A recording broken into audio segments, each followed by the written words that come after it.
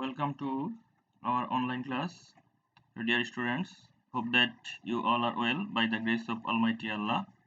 I am also well. Dear students, this is Sultan Mahmud Patwari, Assistant Teacher, Chandrabajar YAM High School. The students, we have already discussed about narration part 1 and part 2, I mean assertive sentence and imperative sentence. Today I am going to discuss with you about narration part 3. Dear students, at first see some pictures and text. He said, "Do you like martial art?" And the another text is, he asked if I liked martial art. Another picture and another text. The man said to Mr. Bean, "Why do you disturb me?" And another text is, the man asked Mr. Bean why he disturbed him. Mother said, "May Allah bless my child." And the text is, a mother prayed that Allah might bless her child. So dear students, can you guess what we are going to discuss in our class? I think you have already understood. Yes. Today we are going to discuss about direct and indirect speech of interrogative sentence and optative sentence. So our today's lesson is how to change the speech of interrogative and optative sentences. আমরা আজকে শিখব যে কিভাবে interrogative sentence এবং optative সেন্টেন্সকে speech change করতে হয় বা narration পরিবর্তন করতে হয়।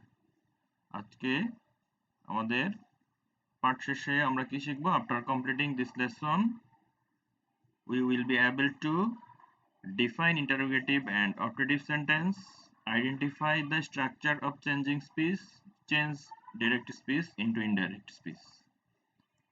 So dear students, at first we have to know what is interrogative sentence. I mean interrogative sentence কি এটা আমাদেরকে আগে জানতে হবে। Interrogative sentence means the sentence which is used to know something is interrogative sentence. অর্থাৎ যেই sentence বা বাক্য দ্বারা আমরা কোনো কিছু জানতে চাই তাই হচ্ছে interrogative sentence. খেয়াল করো এখানে দুটো বাক্য দেওয়া আছে, do you like to follow your parents, what is the aim of your life. দুটো বাক্য দুই ধরনের। এই ইন্টারোগেটিভ সেন্টেন্সগুলি দুইটা ক্যাটাগরিতে হয়ে থাকে, একটা হচ্ছে ইয়েস নো কোশ্চেন আর একটা হচ্ছে ডব্লিউএস কোশ্চেন। যদি আমাদের প্রশ্নগুলি বা সেন্টেন্সগুলি ইন্টারোগেটিভ সেন্টেন্সগুলি কোনো অক্সিলারি ভার্ব দ্বারা শুরু হয় তাহলে সেই ইন্টারোগেটিভ সেন্টেন্সগুলিকে বলা হয় ইয়েস নো কোশ্চেন, অর্থাৎ এই সেন্টেন্সগুলির অ্যান্সারটা আমরা ইয়েস অথবা নো দ্বারা দিতে পারি, এই জন্য এগুলিকে বলা হয়ে থাকে interrogative sentence, yes no question.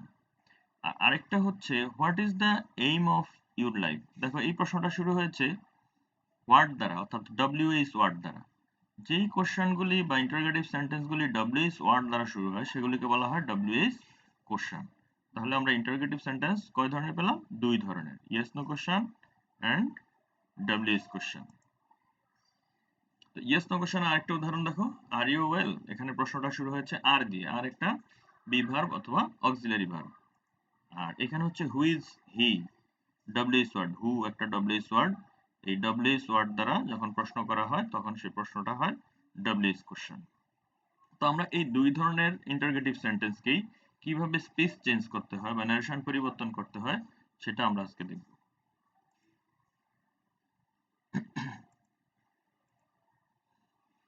এখানে খেয়াল করো, do you like my song, Ayesha said to Tasha. আনসারটা হচ্ছে Ayesha asked Tasha if she liked her song. এখন আমরা দেখব যে এই যে ইন্টারোগেটিভ সেন্টেন্সটা ইয়েস নো কোশ্চেনটা, এই ইয়েস নো কোশ্চেনটা কিভাবে ইনডাইরেক্ট স্পিচে পরিবর্তন করা যায় তার স্ট্রাকচারটা দেখি। তাহলে এখানে দেখো স্ট্রাকচারটা দেওয়া আছে, প্রথমে সাবজেক্ট, সাবজেক্টের পর সেইড টু বা রিপোর্টিং ভার্বের পরিবর্তে ব্যবহৃত হবে আস্কড, এরপর অবজেক্ট। অবজেক্টের পর কমা ইনভার্টেড কমা উঠাতে গিয়ে আমরা ব্যবহার করব ইফ অথবা হুইদার। আমরা সাধারণত ইফ ব্যবহার করে থাকি, ইফ এর সাথে আমরা বেশি পরিচিত। ইফ ব্যবহার অথবা হুইদার ব্যবহার করতে পারো। এরপর আমরা যে রিপোর্টেড স্পিচের আমরা শুরুতেই সাবজেক্টটাকে নিয়ে আসব, কারণ আমাদেরকে মনে রাখতে হবে যখনই আমরা কোনো স্পিচ চেঞ্জ করার সময় ডিরেক্ট থেকে ইনডাইরেক্ট করার সময় আমাদের সবগুলি সেন্টেন্সেই অ্যাসার্টিভ সেন্টেন্সে পরিণত হয়ে যায়।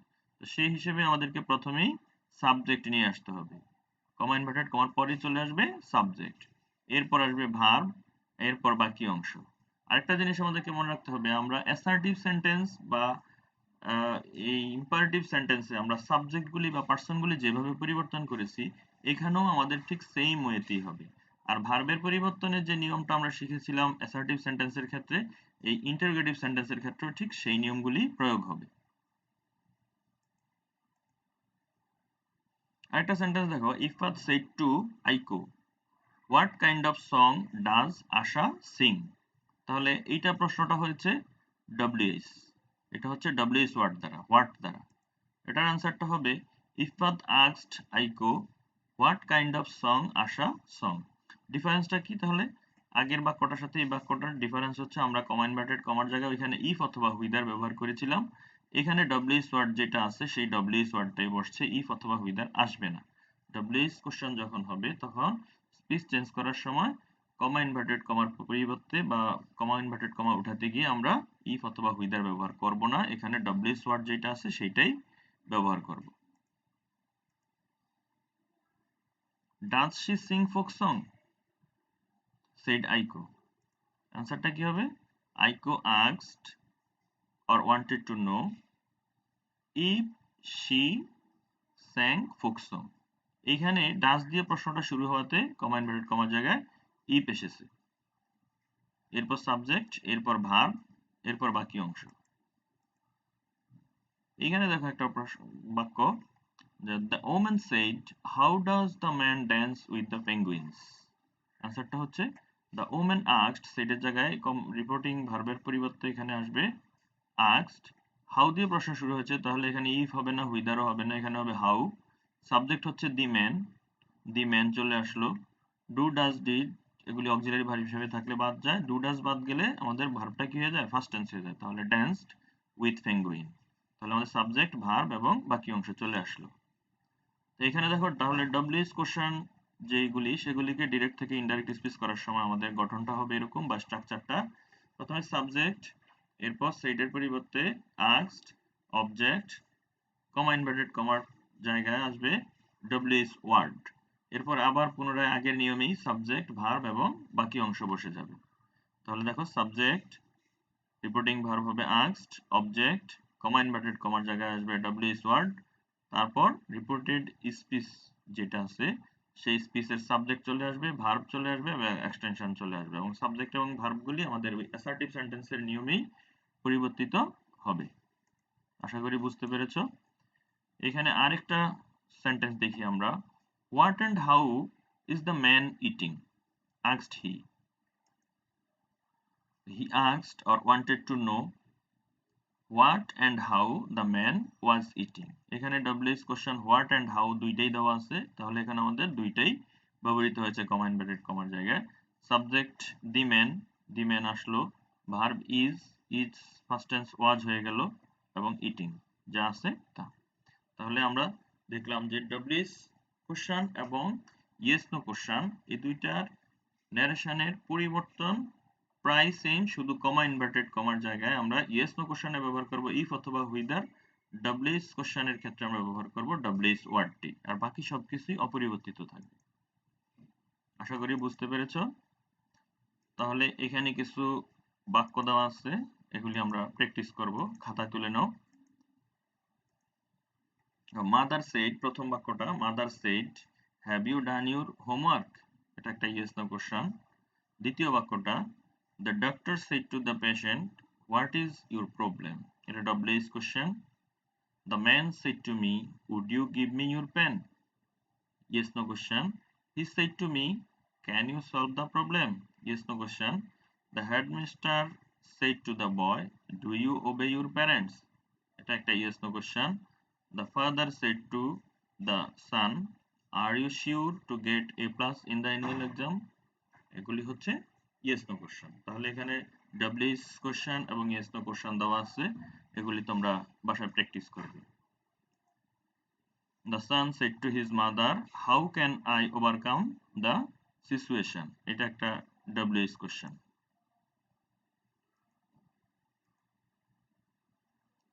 Now we are going to discuss about optative sentence। আমরা এখন optative sentence নিয়ে আলোচনা করব। আর optative sentence হচ্ছে যেই সেন্টেন্সগুলি দ্বারা ইচ্ছা বা প্রার্থনা প্রকাশ করে, মনের ইচ্ছা বা প্রার্থনা প্রকাশ করে, সেই সেন্টেন্সগুলিকে আমরা সাধারণত অপটেটিভ সেন্টেন্স বলে থাকি। আর এই ধরনের সেন্টেন্সগুলি সাধারণত, সব সময় না, সাধারণত মেয়ে দ্বারা এই বাক্যগুলি শুরু হয়। এছাড়া আরো বিভিন্ন ধরনের অপটেটিভ সেন্টেন্স আছে, আমরা সেগুলি করতে গিয়ে দেখবো ইনশাল্লাহ। তো আসলে আমরা অপটেটিভ সেন্টেন্স সম্পর্কে জানি। অপটেটিভ সেন্টেন্স দেখো, may Allah bless my mother said the son. How to change an optative sentence from direct to indirect speech? আমরা এখন দেখব যে optative sentence কে কিভাবে direct থেকে indirect speech এ পরিবর্তন করা যায়। গঠনটা লিখে নিতে পারো। স্ট্রাকচারটা, সাবজেক্ট রিপোর্টিং ভার্বের স্থলে ফ্রেইড অথবা উইজড আসবে, সেইডের জায়গায়, সেইডের পরিবর্তে আসবে ফ্রেইড অথবা উইজড। কমা ইনভার্টেড কমা উঠাতে গিয়ে ব্যবহৃত হবে দ্যাট। এরপর সাবজেক্ট চলে আসবে, কারণ আমরা আগেই বলেছি যে যখন আমরা কোনো সেন্টেন্সকে ইনডাইরেক্ট স্পিচে রূপান্তরিত করব তখন আমাদের সব সেন্টেন্সগুলি অ্যাসার্টিভ সেন্টেন্সে পরিণত হয়। সেজন্য আমাকে অবশ্যই আগে সাবজেক্ট নিতে হবে, এই জন্য আমরা সাবজেক্ট নিয়ে আসবো।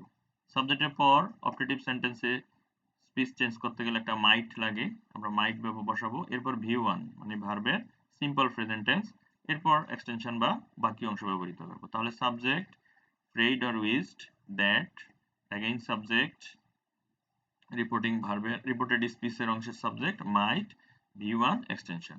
এটা হচ্ছে আমাদের অপটেটিভ সেন্টেন্সের স্পিচ চেঞ্জ করার structure.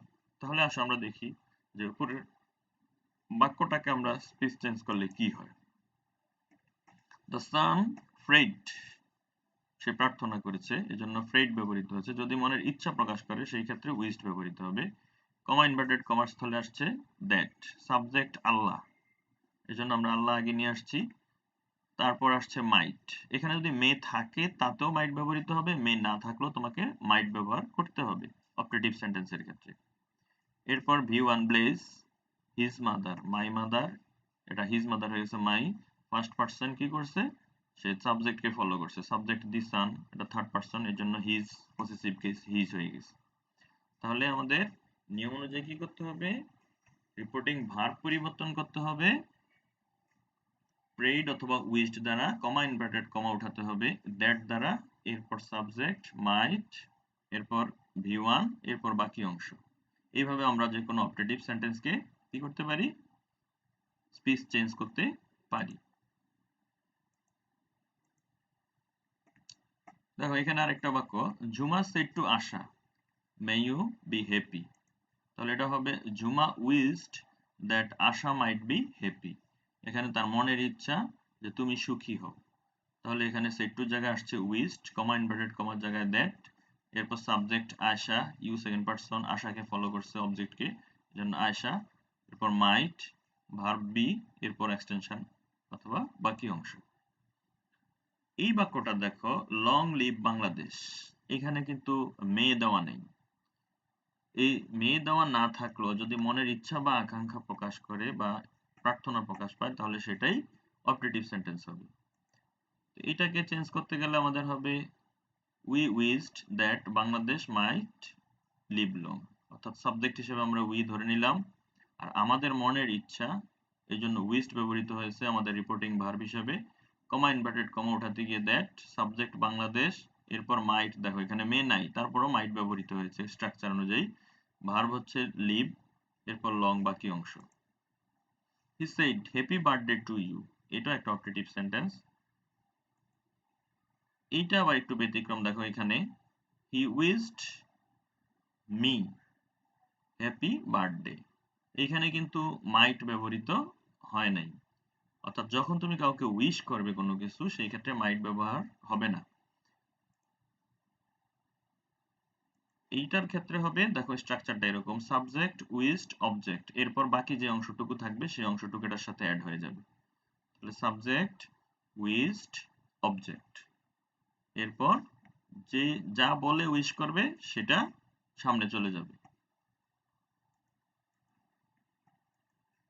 Good morning my friends, he greeted, তাহলে এটা কি হবে, একই নিয়মে হবে, he greeted his friends good morning.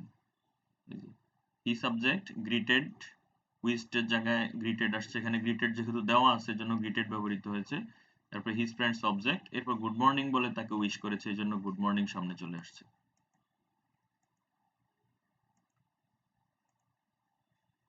এখানে একটা কাজ দেওয়া আছে, make 5 questions with yes no and WH on the tree and then change them into indirect speech. এখানে এই গাছটা থেকে, গাছটা দেখে তুমি 5টা প্রশ্ন তৈরি করবে ইয়েস নো এবং ডব্লিউএইচ এর, এবং সেগুলিকে কি করবে, ইনডাইরেক্ট স্পিচে পরিবর্তন করবে।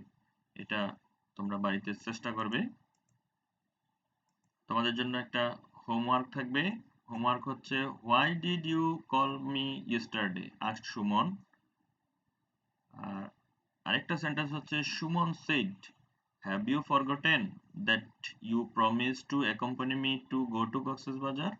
এখানে 2টা বাক্য দেওয়া আছে, এই বাক্যগুলি দেখে তুমি কি করবে, ইন্টারোগেটিভ, এই ধরনের আরো ইন্টারোগেটিভ সেন্টেন্স তৈরি করবে, এবং তৈরি করে তা যে আমরা স্ট্রাকচারগুলি শিখলাম সেই স্ট্রাকচারগুলি দেখে তুমি এগুলিকে স্পিচ পরিবর্তন করবে, ইনডাইরেক্ট স্পিচে পরিবর্তন করবে।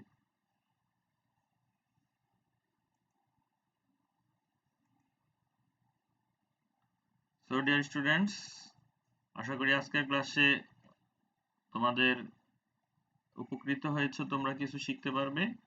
যদি কোনো প্রবলেম থেকে থাকে তাহলে তোমরা ভিডিওটি আবার দেখবে।